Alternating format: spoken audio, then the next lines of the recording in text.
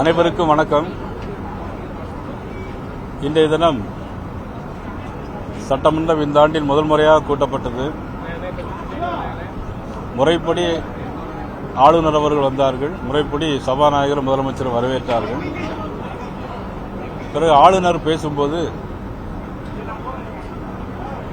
அவர்கள் அரசாங்கம் எழுதி கொடுத்ததை தான் வாசிக்க வேண்டும், இது மரபுதான். அவர்கள் முதல் 2 பத்திகளை வாசித்துவிட்டு ஏற்கனவே தமிழ் தாய் வாழ்த்தோடு நாட்டுப்பண் இசைக்க வேண்டும் என்று ஆளுநர் அவர்கள் சொல்லியிருந்தார்கள். இது கடந்த ஆண்டே ஆளுநர் அவர்கள் சபாநாயகருக்கு கடிதம் மூலம் தெரிவித்தார்கள். அதற்கு சபாநாயகர் பதில் என்னவென்று சொன்னால் அது கடைசியாக இருக்கும் என்று அவருடைய பதிலே சொல்லியிருந்திருக்கிறார். ஆளுநர் அவர்கள் முதல் 2 பத்திகளை வாசித்துவிட்டு பிறகு நாட்டுப்பண் வாசிக்க வேண்டும் என்ற கருத்தை அவர்கள் சொல்லிவிட்டு இதனை ஏற்கனவே சொல்லிவிட்டு அமர்ந்து விட்டார்கள். பிறகு முறைப்படி வாசிக்கப்பட்டது. அதில் தமிழில் உள்ள அனைத்து கருத்துக்களையும் சபாநாயகர் அவர்கள் வாசித்தார்கள். அது முறைப்படி சட்டமன்ற பதிவில் ஆகிவிட்டது. எல்லாம் முறையாகத்தான் போய்விட்டது. சபாநாயகர் இறுதியாக பேசும்போது பெருமளவில் எங்களுக்கு நிதி தேவைப்படுகிறது, அது நிதியை நீங்கள் வாங்கி தர வேண்டும் என்று, அதன்படி நாங்கள் முறைப்படி தான் நடத்துகிறோம் என்று சொல்லிவிட்டு இது சவேர்கர் கோட்சே வழி என்று கோட்சே இங்கே வார்த்தையை பயன்படுத்தி என்பது இதுவரையிலும் சபையில் இல்லாத, மரபில் இல்லாத ஒன்றை இன்றைக்கு சபாநாயகர் புதிதாக அறிமுகப்படுத்தியிருக்கிறார். உண்மையிலேயே பாரதிய ஜனதா கட்சி இதில் நாங்களும் எழுந்திருத்து நாங்கள் வெளிநடப்பு எங்களுக்கும் செய்திருக்க முடியும். முறைப்படி நடக்கிற கூட்டம் என்கிற காரணத்தினால் நாங்கள் இது வெளிநடப்பு செய்யாமல் அவர்கள் கோட்சே பெயரையும் சவேர்கர் பெயரையும் இங்கே குறிப்பிட்டு பேசுவதை நாங்கள் வன்மையாக பாரதிய ஜனதா கட்சியின் சார்பாக எங்களுடைய கருத்துக்களாக தெரிவித்து முறைப்படி எங்களுடைய ஜனநாயக முறைப்படி எங்களுடைய கருத்துக்களை மக்களுக்கு தெரிவிக்க வேண்டும் என்ற காரணத்திற்காக உங்களை சந்தித்திருக்கிறோம். நீங்கள் அதை மக்களுக்கு அவர்கள் மரபுப்படி நடக்கவில்லை என்பதை நீங்கள் தெரிவிக்க வேண்டும். கவர்னர் இன்னைக்கு பொறுத்தமட்டில் அவர் மரபுப்படி நடந்தார்.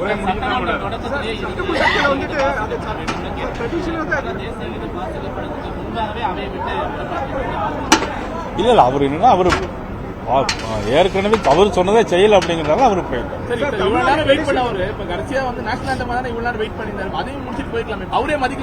இல்ல அதுக்கு முன்னாடி அவர் சபாநாயகர் பேச ஆரம்பிச்சிட்டார்.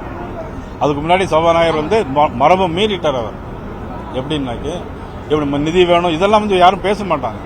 எங்களுக்கு நிதி இவ்வளவு தேவைப்படுது, நிதி வேணும். அதுக்கப்புறம் கோட்சே சவர்கர் எல்லாம் பேசும்போது கவர்னர் எப்படி பேசி கேட்டுக்கிட்டு இருக்க முடியும்?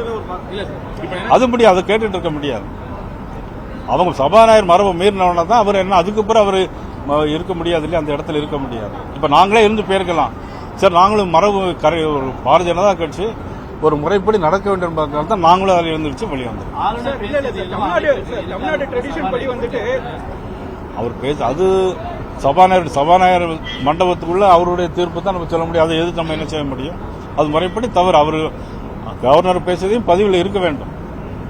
முன்கூட்டியே ஆளுநருக்கு தமிழ்நாடு அரசு சார்பில் இருந்து இதைதான் நீங்க அரசு சார்பில் இருந்து படிக்க கொடுக்கிறோம் அப்படின்னு சொல்லி ஒப்புதலுக்கு அனுப்பியிருப்பாங்க. அதன் பிறகு அவரும் சரி இல்லன்னு ஏதாவது ஒன்று சொல்லியிருப்பாரு. இது ரெண்டுடைய கான்வர்சேஷன் ஏதாவது உங்களுக்கு தெரிஞ்சா இல்ல என்ன முன்னாடியே ஆளுநர் வேண்டாம்னு சொன்னதை அரசு என்ன நடந்திருக்கு? ஒரு தமிழக அரசு எந்த அரசாங்கம் இருந்தால் ஒரு அரசாங்கம் அதனுடைய திட்டங்களையும் அதனுடைய கொள்கைகளையும் அவர்கள் எழுதி கொடுப்பதை வாசிக்க வேண்டும். ஆக அதுக்காக எல்லாத்தையும் எழுதி கொடுக்க ஒரு குறையாக இருந்ததுன்னா அதிலையும் சில திருத்தங்களை செய்து தான் கொடுப்பாங்க. அதில் திருத்தங்களை செய்து கொடுத்த பிறகும் அவர் சொன்ன கருத்தை ஏற்றுக்கொள்ளாத முடியாதெல்லாம் சபாநாயகர் கோட்சே சவர்கர் பெயரை குறிப்பிட்டதாலையும் சபை மரபை மீறி நிதி வேண்டும் அதெல்லாம் சொன்னதுனாலையும் கவர்னர் ஒத்துக்கொள்ளாமல்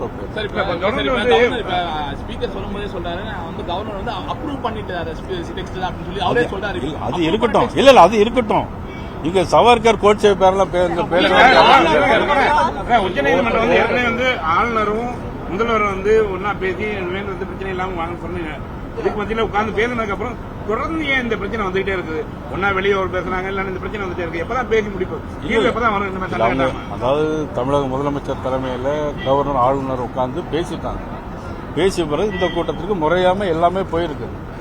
போன பிறகும் கூட இன்னைக்கு அவர் சொல்லியிருக்கிற தேசிய கீதம் முதல்ல படிக்கட்டும். தமிழ் தாய் வாழ்த்து தேசிய கீதம் முதல்ல படிக்கிறதுல ஒன்றும் தவறு இல்லையே. நாட்டுப்பண் முதல்ல படிக்கிறதுனால முதல்ல ஆரம்பிக்கும் போதே ஜனகன பாடி தான் ஆரம்பிப்போம். அதை தேசிய கீதம் படிச்சுட்டு அல்லது தமிழ் தாய் வாழ்த்து படிச்சுட்டு தேசிய கீதம் படிக்கலாம், என்ன தவறு இல்லைல்ல. தமிழ்நாட்டில் மட்டும்தான் இந்த தமிழ் ஆந்தம்னே வந்து ஜியோல போட்டிருக்காங்க. நேஷனல் ஆந்தம் தமிழ் ஆந்தம், அதாவது ஜியோவே போய் பாத்தீங்கன்னா பிரதமர் வரும்போது ஜனகணமன பாடல் இல்ல எல்லா மாநிலத்திலுமே இருக்கு. ஜியோவே போட்டிருக்காங்க.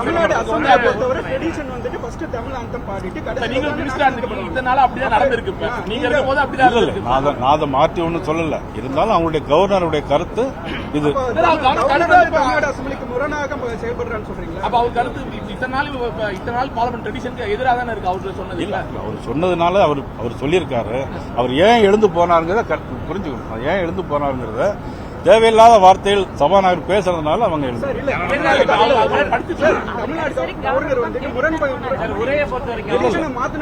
அதாவது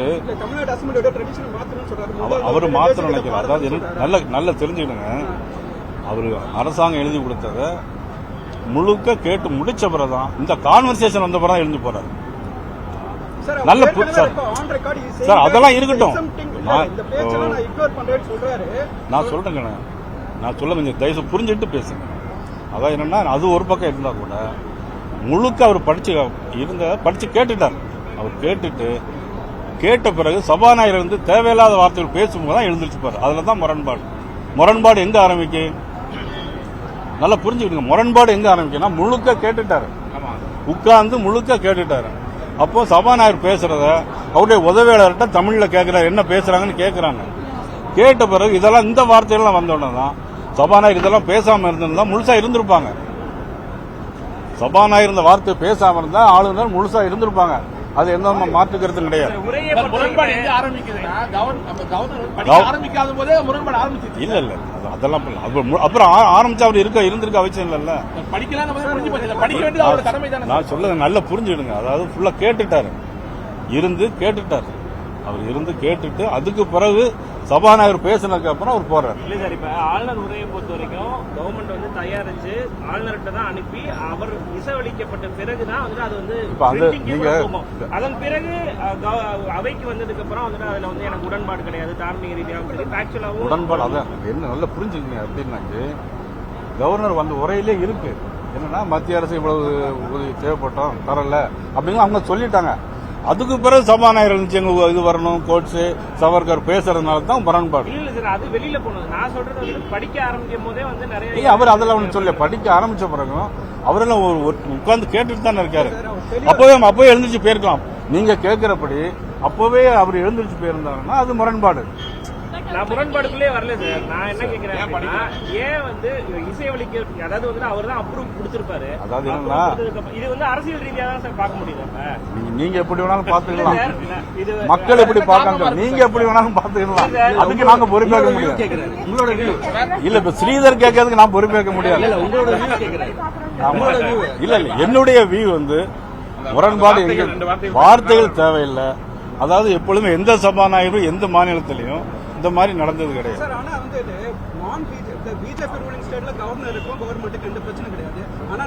இப்ப அந்த பிரச்சனை கிடையாது. இப்ப இன்னைக்குள்ள அது எனக்கு தெரியாது. நீங்க வேணா இங்க வேணா பேசிக்கங்க, அதை பத்தி பிரச்சனை இல்லை எனக்கு. இப்ப இங்க இன்னைக்கு நடந்த பிரச்சனைக்கு என்ன காரணம் நான் தெளிவா சொல்லிட்டேன். கவர்னர் வந்து முரண்பாடு கிடையாது, உட்கார்ந்து முழுசா கேட்டு முடியும் போது ஏற்கனவே அதோட குறைகள்லாம் சொல்லியிருக்காங்க. கவர்னர் உரையிலேயே சொல்லியிருக்காங்க. என்னன்னா, இவ்வளவு பெருவெள்ளம், வரலாறு காணாத வெள்ளம், இவ்வளவு நிதி தேவைப்படுது, மத்திய அரசு தரல, நாங்க மாநில அரசு செஞ்சோம் அப்படிலாம் சொல்லியிருக்காங்க. அதுல மாற்று கருத்து இல்லை. நாங்க அதுக்கு ஒன்றும் மறுப்பு தெரிவிக்கல. ஆனா அவரு கவர்னர் அதுக்கு மறுப்பு தெரிவிக்கல. எப்ப பிரச்சனை கோட்ஸே சவார்கர் ஏன் வருது அப்படின்னு அதுலதான் சார். இப்ப கடைசியா சொன்னார்ல, இப்ப வந்து பிஎம் கேர் ஃபண்ட்ல வந்து 50,000 கோடி கேட்கிறாரு அவரு. அது என்னன்னா, இல்ல மாநில அரசு கேட்கறது உரிமை. அது எந்த திட்டத்துல எந்த கெட்டுல எவ்வளவு கொடுக்கணுங்கிறத அவங்க மத்திய அரசு கொடுப்பாங்க. அது வேற விஷயம். இன்னைக்குள்ள மரபு மீறியது யார்? மறுபடியும் என்ன உட்காந்து ஆளுநர் முதல்வர் எப்ப உட்காந்து மறுபடியும் பேச போறாங்க? அது சார் ஒரு நிமிஷம் தமிழ்நாட்டுல நீங்க முன்னாள் அமைச்சரா இருந்திருக்கீங்க. தமிழ்நாட்டோட அசம்பிளியோட மரபு வந்துட்டு உங்களுக்கு தெரியும். கவர்னர் வந்துட்டு அவர் ரிக்வெஸ்ட் பண்றாரு. இல்ல அதுக்கு இல்ல நான் அதான் நான் ஒத்துக்கிறேன். Change the tradition of the Tamil Nadu assembly. இல்ல அப்படி நான் அப்படி எந்த ட்ரெடிஷனும் சேஞ்ச் பண்ண நான் நினைக்கல, நான் சொல்லவும் இல்லை. இல்ல நான் இல்ல அவருடைய கருத்தை அவர் சொன்னார். அவருடைய கருத்தை சொன்னாங்க, ட்ரெடிஷனை மாற்ற அவருடைய கருத்தை அவர் சொன்னாங்க. ஆனா எங்க முரண்பாடு வந்தது மட்டும் நீங்க புரிஞ்சுக்கிட்டா போதும். சார் கவர்னர் ஆனா தமிழ்நாடு அரசு கொடுத்த அந்த அவர் வாசிக்கக்கூடிய அந்த புத்தகம் கொடுத்திருப்பாங்கல்ல, ரஃப் காப்பி கொடுத்திருப்பாங்க, அதை அப்பவே புறக்கணிச்சிருந்தாரா? திரும்ப இவங்க அரசு திணிச்சு வாசிக்க சொல்லி இல்ல அப்போ ஓகேன்னு சொல்லிட்டு இங்க வந்து வேண்டாம் சொன்னாங்க. இல்ல அது என்னன்னு கேட்கல. அதுதான் இல்ல அதாவது என்ன, பொதுவா கவர்னர் ஆங்கிலத்தில் வாசிக்கிறதும் சபாநாயகர் தமிழ்ல வாசிக்கும் ஒரு இது. ஆனா வந்து சபாநாயகர் கவர்னரே வந்து நீங்களே வாசிக்கணும்னு சொன்னாலும் அது ஓகே தான். அதனால வந்து தமிழ்ல பொதுவா சபாநாயகர் என்ன சொல்லுவாங்கன்னா, இது பொதுவாகவே இது தமிழில் இருக்கக்கூடிய எல்லா குறிப்புகளையும் சபையில் ஏற்றுக்கொள்ளும்பாடு கேட்டுக்கொள்கிறேன்னு சொல்லுவாங்க. அல்லது அமைச்சர் பேசுனது எம்எல்ஏ சபையில் ஏற்றிட வேண்டியதுன்னு சொல்லுவாங்க. இன்னைக்குள்ள பிரச்சனைக்கு முன்னாடியே அதை புறக்கணிக்கல. கவர்னர் புறக்கணிக்கவே இல்லை. அவைக்கு வந்துதான் புறக்கணிக்கிறாரா சார்? இல்ல அவைக்கு வந்துதான் புறக்கணிக்கிறார். இதை வாசிக்க மாட்டேன். நன்றி, வணக்கம். ஆங்கிலத்தில் இருக்காங்க.